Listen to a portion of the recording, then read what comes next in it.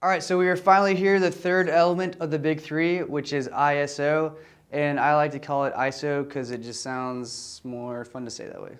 So ISO controls three things. The first thing is going to be the digital sensor's sensitivity to light. Number two is going to be that quality or the graininess of the photo.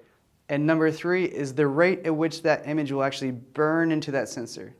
So since we're adjusting that sensitivity to light, just imagine that image being burned in to that sensor depending on kind of how we set that ISO. It also helps me if I think of ISO as an adjustable sponge. So just kind of give you guys a visual element here. We have two sponges. This one has ISO 200, and you can see it has really small pores.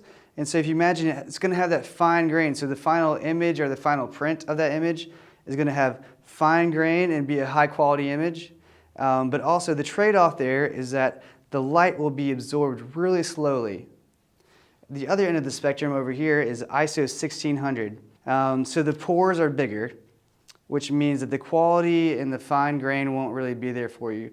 But it's going to absorb light really quickly. So if you're shooting low light situations, this is kind of where you're going to be heading. But if you do have an intent to make large prints, you really want to keep an eye on your ISO so you have that quality and your photos aren't looking really grainy and pixelated.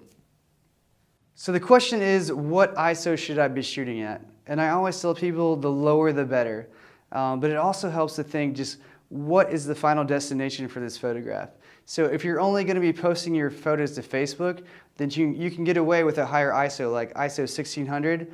But if you're doing like a family session or you have an intent to make large prints, you're really going to keep an eye on your ISO rating, because if you start to go closer to this range and you make large prints, those photos are going to look really pixelated, and you're going to notice those grains, and so you're going to lose a lot of that quality.